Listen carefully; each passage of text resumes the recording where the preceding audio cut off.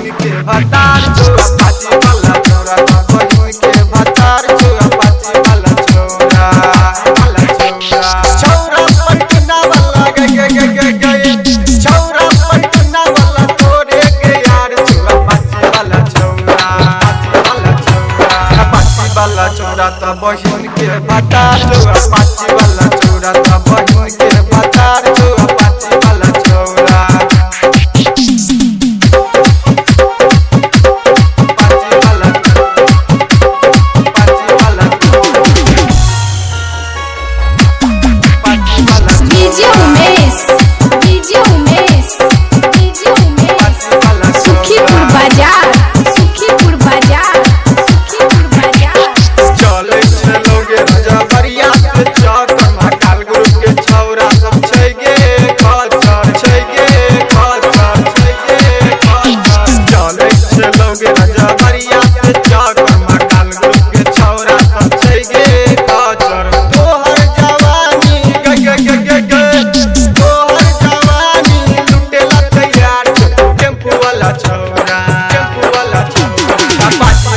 छौरा त बहिन के भतार छौरा पाची वाला छौरा त बहिन के भतार छौरा पाची वाला छौरा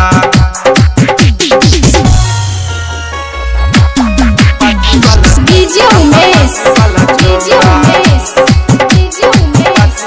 सुखीपुर बाजार पटना वाला लोग बहिन के बियाह में तोरा फसल को के अपना निगाह में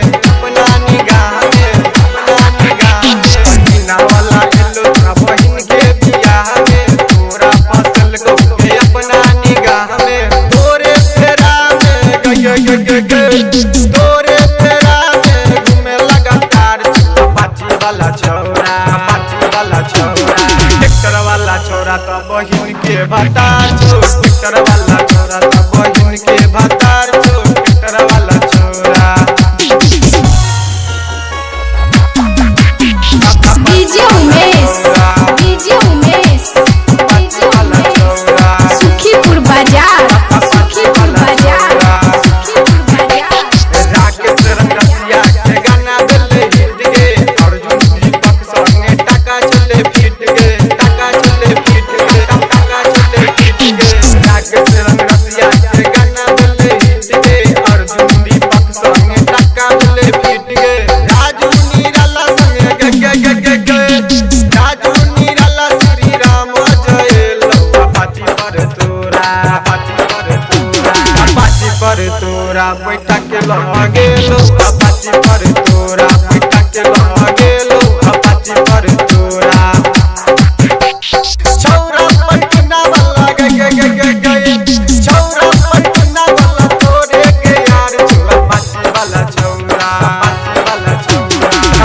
वाला छौरा त बहिन के भतार छौरा पाची वाला छौरा त बहिन के भतार छौरा पाची वाला छौरा